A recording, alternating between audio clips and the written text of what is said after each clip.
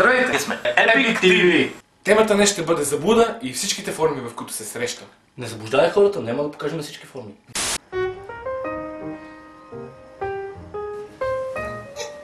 Татко, татко!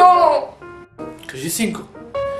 Много са малки, не мога да достигна до ръката да си взема играчката. И новият Несквик, той ще ти помогне да пораснеш. Станеш голям и силен и да си вземеш играчката. Пълен с калци, минерали и витамини. Какво има, синко? Пих много Несквик и пак не мога да го достигна, тате. И вече сме вкъщи. Ще пием ли по нещо или? Не, направо в моята стая да влизаме. Добре, не. Бейбе! Бейбе! Бейбе! Бейбе! Бейбе! Какво правите, бе? Мамо! Правиме секс! Махай се от тука! Добре, че е само секс. За малко си бях помислил, че пеете песни на Джастин Бибър.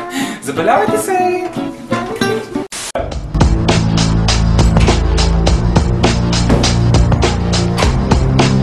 Нео!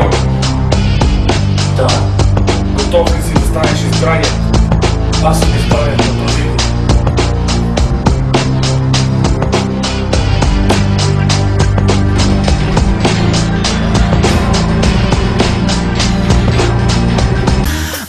Обичам те, искам твоите ръце.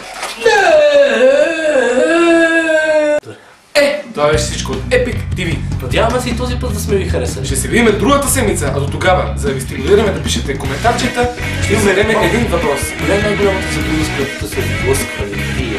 Отговорете ни в коментарите, отговорете ни на лично съобщение, отговорете ни във Facebook, пишете ни SMS-и. Обичаме ви, до другия път. Аре!